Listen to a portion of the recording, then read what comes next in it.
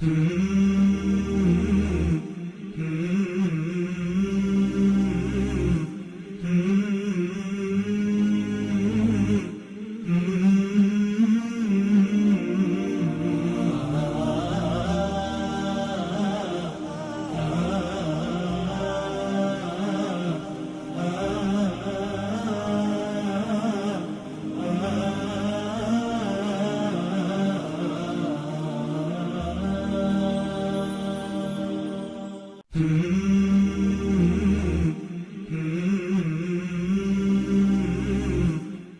هذه الطبيعة الخلابة بمنطقة وادي العوينة التابعة لوادي الجزي بولاية صحار توجد مناحل بن هويد، والتي تحتوي على النحل البلدي والمتعارف عليه باسم المستأنس.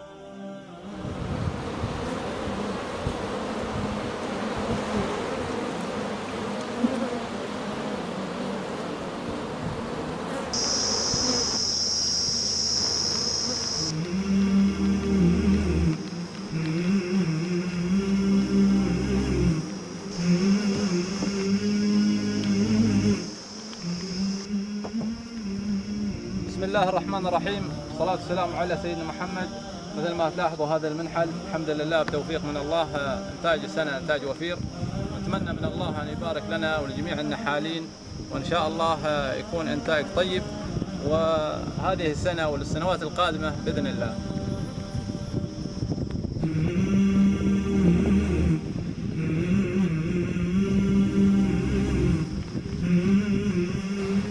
وقد زرنا منحل وادي العوينة والذي هو جزء من المناحل بوادي الجزي، واطلعنا على مراحل استخلاص العسل من خلايا التربية والتي صنفت لموسم البرم.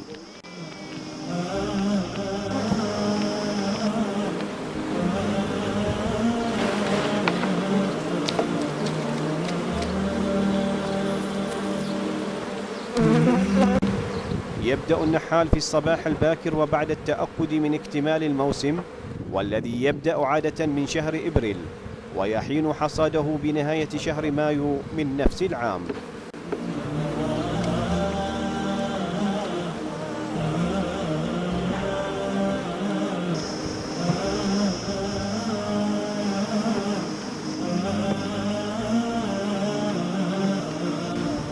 يقوم النحال بفتح الخلايا والتأكد من جاهزية حصادها، ويبدأ باستخراج الخلايا بطريقة محكمة ليحافظ على بقاء نحلها بالصندوق.